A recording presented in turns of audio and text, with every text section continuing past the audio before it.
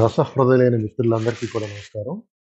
ఈరోజు మనం కేరళ జానపద కథల్లో మెజాథోల్ అగ్నిహోత్రి లేదా మెలాథోల్ అగ్నిహోత్రి అనే కథని చెప్పుకుంటున్నాం. ఈ మెలాథోల్ అగ్నిహోత్రి పరయపెట్టు పెంతురు కులం ఆ కులం కథల్లో ఇతను మొదటి బిడ్డ వరరుచికి, ఆయన భార్య అయిన పంచమికి పుట్టిన మొదటి సంతానం ఈ మెజాథోల్ అగ్నిహోత్రి. వరరుచికి ఆవిడ భార్య కలిపి 12 మంది పిల్లలు పుట్టారు. 12 అతను నోరు లేని దేవత వైలక్కన్ నీలప్పన్ అని చెప్పేసి మనం చెప్పుకున్నాం. 12 మందిలో ఆ దేవుడి కింద వెలసిన వైలక్కన్ నీలప్పన్ తీసేస్తే 11 మంది ఉన్నారు. ఈ 11 మంది కూడా 11 ప్రదేశాల్లో వాళ్ళని ఎక్కడైతే వాళ్ళ తల్లిదండ్రులు పుట్టినమ్మటే వదిలేశారో అక్కడ వేరే దంపతులకి వాళ్ళు దొరుకుతారు. ఈ 11 మంది కూడా 11 కులాలకు చెందిన దంపతుల చేత పెంచబడతారనమాట. కాలక్రమేణా వాళ్ళ పెరిగి పెద్దవాళ్ళు అయిన తర్వాత వాళ్ళగా వాళ్ళు ఒకళ్ళకొకళ్ళు వాళ్ళ అన్నదమ్ములు, ఒక తల్లికి తండ్రికి పుట్టిన సంతానం అని వాళ్ళు తెలుసుకుంటారు. అక్కడి నుంచి వాళ్ళందరి మధ్యన కూడా చాలా అన్యోన్యంగా ఉంటూ ఉంటారు. ఈ 11 మందిలో 10 మంది మగవాళ్ళు, ఒక ఆడకూతురు, అంటే ఒక చెల్లెలు వాళ్ళకి. కొందరికి అక్క, కొందరికి చెల్లెలు. గొప్ప విషయం ఏంటంటే వీళ్ళకి దైవానుగ్రహం ఉండటం వల్ల వీళ్ళందరూ కూడా వాళ్ళు ఎన్నుకున్న రంగాల్లో వాళ్ళు ఒక విశిష్టమైన వ్యక్తుల్లాగా వాళ్ళ జీవితకాలంలో పేరు పొందుతారనమాట. వీళ్ళందరిలోకి పెద్దవాడు మెలాథోల్ అగ్నిహోత్రి. ఇతన్ని వీళ్ళ తల్లిదండ్రులు ఇతను పుట్టినమ్మటే నీలా నది ఒడ్డున వదిలేస్తారు.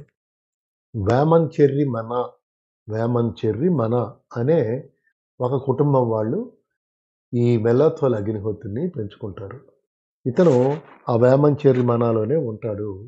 వీళ్ళ అన్నదమ్ములందరూ కూడా ఒకరికొకరు తెలుసుకున్న తర్వాత ప్రతి సంవత్సరం వీళ్ళ తండ్రి గారికి, తల్లి గారికి చనిపోయిన రోజున వాళ్ళకి శ్రాద్ధం పెడతా ఉంటారు. ఆ రోజు మాత్రం తప్పకుండా అందరూ ఎక్కడున్నా సరే వచ్చి పెద్దన్నగారైన మెజాథోల్ అగ్నిహోత్రి ఇంటికి వస్తారు. అక్కడ కార్యక్రమం అయిన తర్వాత అందరూ కలిసి భోంచేసి మళ్ళీ వెళ్ళిపోతుంటారు. అది ఏ రోజు వస్తుందంటే భీష్మాష్టమి రోజున వస్తుంది ప్రతి సంవత్సరం. ఆ రోజున వీళ్ళు తప్పకుండా కలుస్తారనమాట. సరే, ఈ శ్రాద్ధ కర్మని జరిపించటానికి అగ్నిహోత్రి కూడా వాళ్ళ కుటుంబ పూజారిని ఒక ఆయన్ని నియమించుకుంటాడు. అతను వచ్చి ఈ శ్రాద్ధ కర్మలు జరిపించి వెళుతుంటాడు. ఆ రోజున మెలాథోల్ అగ్నిహోత్రి అంతార్జునం అంటే భార్య, నంబూద్రి భార్యని అంతార్జునం అంటారు. ఆ అంతార్జునం గారు వీళ్ళందరికీ కూడా వండి చక్కగా భోజనాలు పెట్టి పంపిస్తూ ఉంటుంది. ఈ వరరుచి పిల్లలు 11 మందిలో పెద్దాయన మాత్రమే బ్రాహ్మణుల ఇంట్లో, నంబూద్రిల ఇంట్లో పెరుగుతాడు. అట్లాగే వీళ్ళకున్న ఏకైక చెల్లెలు ఒక ఆమె ఉంది. ఆవిడ పేరు కరైకాలమ్మన్ అని చెప్పుకున్నాం. ఆవిడ క్షత్రియుల ఇంట్లో పెరుగుతుంది. మిగతా వాళ్ళందరూ కూడా నిమ్న జాతులు, తక్కువ కులాల వారిలలో పెరిగి పెద్దవాళ్ళు అవుతారు. ఆ రోజుల్లో బ్రాహ్మణులకి ఇతర కులాల వారికి మధ్యన తారతమ్యం ఎక్కువ ఉండటం వల్ల బ్రాహ్మణుడైన నంబూద్రి ఇంట్లోకి వేరే కులాల్లో పెరిగిన వాళ్ళ సోదరులంతా వచ్చి అక్కడ ఉండి ఆ పితృకార్యం జరిపించి భోజనం చేసి వెళ్ళటానికి ఆ పితృకార్యం జరిపించే బ్రాహ్మడికి, అట్లాగే ఈ మెలాథోల్ అగ్నిహోత్రి యొక్క భార్య అయిన అంతార్జునానికి అంతగా ఇష్టం ఉండదు. అంచేత వాళ్ళు తమ ఇష్టాన్ని ఏదో విధంగా మెలాథోల్ అగ్నిహోత్రికి తెలియజేస్తూ ఉంటారు. అలా కొన్ని సంవత్సరాలు గడిచిపోతాయి. ఒక సంవత్సరం నాడు ముందు రోజు వస్తారు అన్నగారింటికి.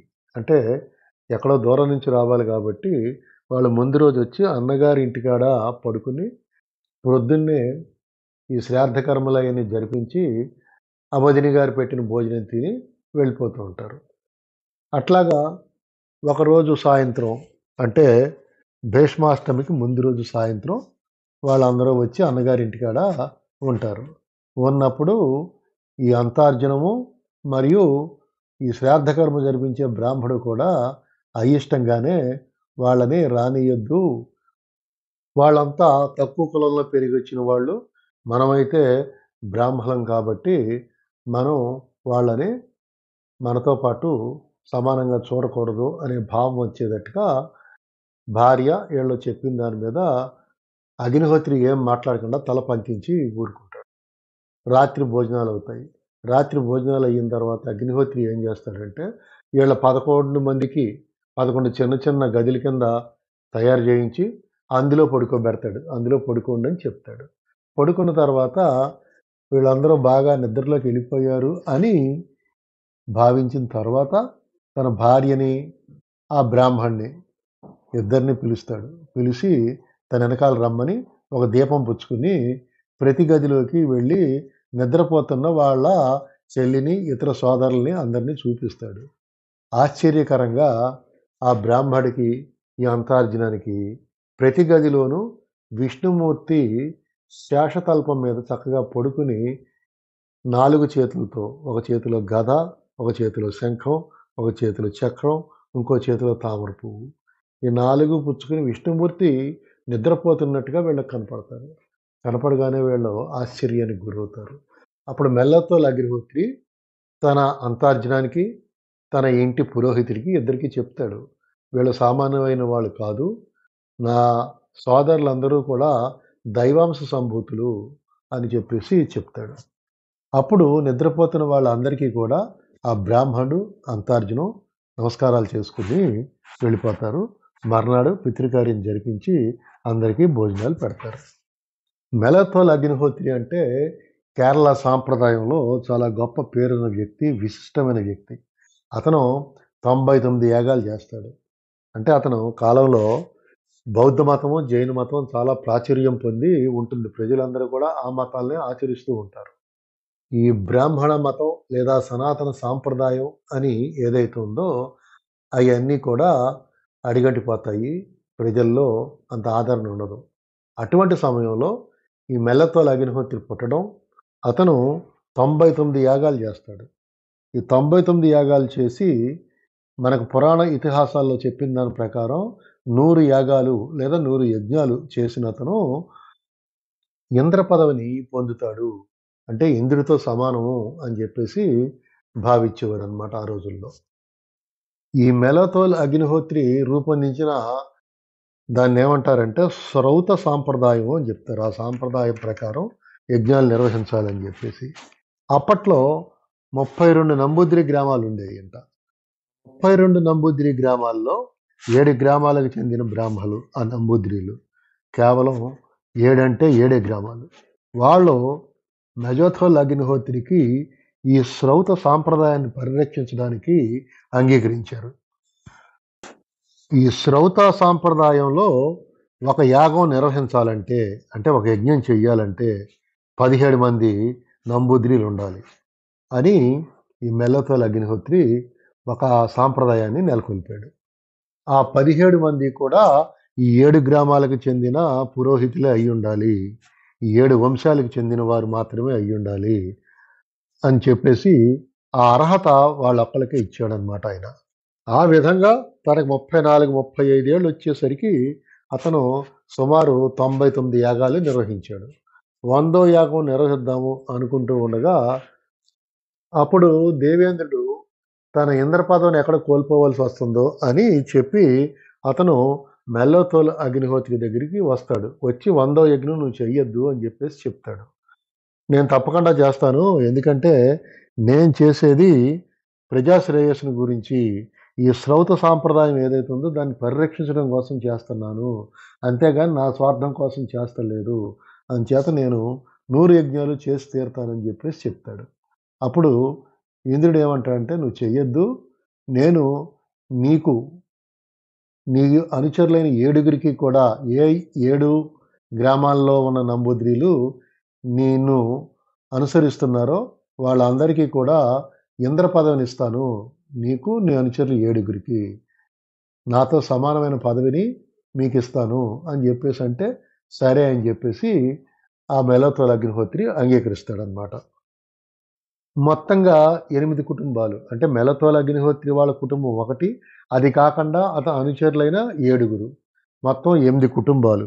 ఈ 8 కుటుంబాలని కలిపి మలయాళ భాషలో అష్టగృహాతిల్ ఆద్యన్మార్ అని అంటారు. అంటే 8 ఉన్నత కుటుంబాలుగా వీళ్ళని వర్గీకరించుకున్నారు వాళ్ళు ఈ నంబూద్రీలు. ఈ 8 కుటుంబాల సభ్యుల్ని, ఈ 8 కుటుంబాల బ్రాహ్మణుల్ని ఆద్యంలు, ఆద్యం నంబూద్రీలు అంటారు. ఆద్య అంటే మొట్టమొదటి. అంటే మలయాళ భాషలో కూడా ఆద్య అంటే మొదటి అనే అర్థం. దాని ప్రకారం ఆద్యంలంటే సమాజంలో వాళ్ళ ఉన్నత స్థాయిని చాటుకోవటం కోసం వాళ్ళని ఆద్యం నంబూద్రీలు అంటారు. ఈ 8 కుటుంబాలు లేదా 8 వంశాలు వాళ్ళు కాకుండా కనమ వాళ్ళనేమో ఆస్యన్ నంబూద్రీలు అంటారు. ఈ ఆద్యన్ నంబూద్రీలే వాళ్ళ పేరు చివర నంబూత్రిపాద్, నంబూత్రిపాద్ అనే బిరుదుని తగిలించుకుంటారు. కానీ కాలక్రమంలో కనమ వాళ్ళు కూడా అంటే ఈ ఆస్యన్ నంబూద్రీలు కూడా నంబూత్రిపాద్ అని పెట్టుకుంటాం జరుగుతూ వస్తుంది. సరే ఈ చిన్నప్పుడు ఈ మెలత్తోల్ నంబూత్రి ఎవరైతే ఉన్నారో ఆయన చిన్నతనంలో జరిగిన కొన్ని సంఘటనల్ని లేదా కొన్ని కథల్ని మనం ఇప్పుడు చెప్పుకుంటాం. ఇతను చిన్న పిల్లవాడిగా ఉన్నప్పుడు వాళ్ళ తల్లి అంతార్జునం ఇతన్ని వెంట పెట్టుకుని నదికి స్నానానికి వెళ్తుంది. వెళ్తూ తిరుతాళాన్ని తీసుకెళ్తుంది. తిరుతాళం అంటే చిన్న పళ్ళెం లాంటిది. ఆ పళ్ళెం తీసుకుని వెళ్ళి అక్కడ స్నానం చేస్తది. ముందు ఆ పళ్ళెని శుభ్రంగా తోమి గట్టు మీద పెడద్ది. ఈ పిల్లవాడు చిన్నవాడు కాబట్టి ఆ పళ్ళెంలో ఇసుకని చిన్న గోపురంలాగా చేసి ఆ పళ్ళెంలో పెడతాడు. పెట్టిన తర్వాత తల్లి స్నానం చేసి, ఈ పిల్లోడు స్నానం చేసి వచ్చి ఆ ఇసుక ఉన్న పళ్ళాన్ని తీసుకుందామంటే ఆ పళ్ళెం లెగదు. ఆ పళ్ళెం లెక్కకుండా అక్కడ అంటుకుపోతుంది. అది శివలింగంలాగా మారిపోతుంది. అప్పుడు ఊరందరూ కూడా వచ్చి ఈ విషయం తెలుసుకుని చాలా ఆశ్చర్యానికి గురయ్యి తండోపతండాలుగా వచ్చి పూజలు చేస్తారు. అప్పుడు అక్కడున్న నది, ఏ నదిలో అయితే ఈళ్ళు స్నానం చేశారో ఆ గట్టున గుడి కట్టుతున్నారు కాబట్టి ఆ ప్రాంతంలో నది తన ప్రవాహ దిశను మార్చుకుని పక్క నుంచి కొంచెం వంపు తిరిగి వెళ్తదనమాట. అంటే ఈ పిల్లవాడు చేసిన 2 విషయాలు. ఒకటేంటంటే ఆ పళ్ళెంలో ఇసుక రాయిలాగా అయిపోయి శివలింగంలాగా అయిపోవటం, అక్కడే పాతుకుపోవటం. రెండోదేంటంటే ఆ నది కూడా దాని యొక్క దిశను మార్చుకోవటం. ఈ 2 విషయాల వల్ల వాళ్ళకేం అర్థమవుతుందంటే ఈ పిల్లవాడికి ఏదో మహిమలున్నాయి. ఇతను సామాన్యమైన పిల్లవాడు కాదు అని జెప్పేసి ఊరందరికీను వాళ్ళ తల్లిదండ్రులకి అనిపిస్తుంది. ఆ పళ్ళెం ఎక్కడైతే పాతుకుపోయిందో అక్కడ గుడి కడతారని చెప్పాం కదా! ఆ గుడిలో దేవుడిని తలతిప్పన్ అంటారు. తలతిప్పన్ అంటే పళ్ళెంలో దేవుడు అని అర్థం. ఆ గుడిని తలతిప్పన్ గుడి లేదా తీర్థాలప్పన్ గుడి అని చెప్తూ ఉంటారు. ఇప్పటికి కూడా ఉంది ఆ గుడి అక్కడ. ఈ మెలథోల్ నంబూత్రికి సంబంధించిన ఇంకో కథ కూడా ఉంది. అదేంటంటే ఒకసారి కావేరీ నదిలో అంటే తమిళనాడులో కావేరీ నదిలో ఒక సుడిగుండం వస్తుంది. ఆ సుడిగుండం పెద్దదయ్యి ఊరి మీదకొచ్చేసే పరిస్థితి ఏర్పడితే, అక్కడ ఉన్న ఒక బ్రాహ్మణ స్త్రీకి కల్లోకొస్తది. కల్లోకొచ్చి దేవుడు ఏం చెప్తారంటే, "ఈ సుడిగుండాన్ని దీన్ని రూపుమాపగలిగినోడు ఒక మెల్లత్తోలు నంబూద్రి ఒక్కడే" అని చెప్పేసి చెప్పారు. ఈ మెల్లత్తోలు నంబూద్రి చాలా గొప్పవాడవటం వల్ల అతను వెంటనే అక్కడికి వెళ్ళి ఆ కావేరీ నదిలో ఉన్న సుడిగుండంలోకి ప్రవేశిస్తాడు. ప్రవేశించి కొంతసేపటి తర్వాత 3 బళ్ళేలు అంటే 3 బరిసెలను తీసుకుని బయటకొస్తాడు. అంతటితో ఆ సుడిగుండం తిరోగమిస్తుంది. అది మాయమైపోతుందనమాట. అప్పుడు ఈ కల్లోకొచ్చిన బ్రాహ్మణ స్త్రీ ఇతన్ని పెళ్లి చేసుకోమని అడిగితే మెల్లతోలు అగ్నిహోత్రి ఆవిడని కూడా భార్యగా స్వీకరిస్తాడు. ఆ తర్వాత ఆ 3 బళ్ళేల్ని తీసుకుని మళ్ళా కేరళకొచ్చేస్తాడు. వచ్చిన తర్వాత ఆ 3 బళ్ళేల్ని 3 ముఖ్యమైన ప్రదేశాల్లో వాటిని పాతిపెడతారు. మనం ఇంతకుముందు కథల్లో చెప్పుకున్నాం. ఏమనంటే ఎల్లమ్మ అంటే నంబూద్రిల ఇల్లని, దాన్నే మన అని కూడా అంటారు. మన. ఈ మెలతోల్ అగ్నిహోత్రి ఇల్లం అది ఈనాటికి కూడా పొన్నాని అనే గ్రామంలో ఉంది. ఈ మలప్పురం జిల్లాలో ఒట్టుపాలెం నంబూద్రిల కుటుంబాలు వాళ్ళ అగ్నిహోత్రి వంశానికి చెందినవారని చెప్పుకుంటూ ఉంటారు. ఇది పొన్నాని గ్రామంలో ఇవాల్టికి కూడా మెల్లతోల్ అగ్నిహోత్రి ఇల్లం ఉన్నది. దీన్నే వేమంచెర్రి మన అని కూడా అంటారు.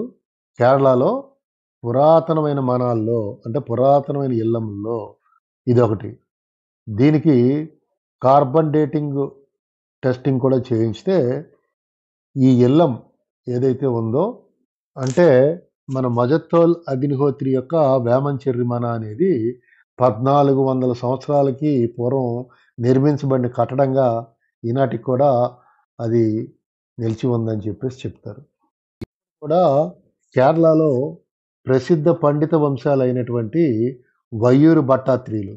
వీళ్ళు ఈ మెజతోల్ అగ్నిహోత్రికి వారసులుగాను, ఆ మెజతోల్ అగ్నిహోత్రి తమ పూర్వీకుడిగాను చెప్పుకుంటూ ఉంటారు. ఈ కథ ఇంతటితో సమాప్తం. రేపు ఇంకో కథ చెప్పుకుందాం. అంతవరకు సెలవు. మీ ఆదిశేషు.